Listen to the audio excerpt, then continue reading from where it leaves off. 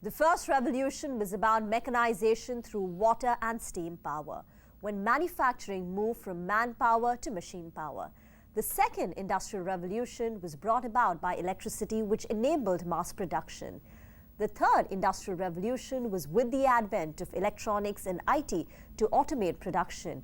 Big, large frame computers were introduced here. The fourth industrial revolution was characterized by the level of automation where machines can largely govern themselves using technology like Internet of Things and big data. And now, visionaries are already talking about Industry 5.0 or the fifth industrial revolution. Why is Industry 5.0 the future and an emerging trend to watch? In this episode of Tech at Work, we decode Industry 5.0 tomorrow. We're in conversation with Basant Shroff, the partner at Ernst & Young, and I'm your host, Reema Tendulkar from CNBC TV 18.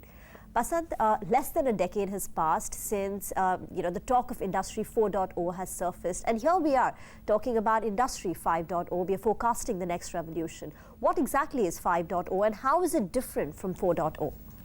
What happened in 4.0 was the manufacturing industry in particular started to shift itself, adopt digitization, and we saw an advent of automated manufacturing. What it meant was the human element was being taken away from the entire manufacturing process. We had assembly lines which were completely integrated, run by robots, powered by Internet of Things, and people were able to watch what was happening.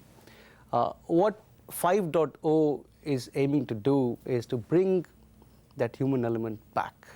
Maybe not back at the shop floor in terms of assisting production, but in terms of trying to do things differently for the humans who are consumers of the output of the industry or manufacturing. If I look at what we talked about in Industry 4.0 was around how do we mass produce at a customized level.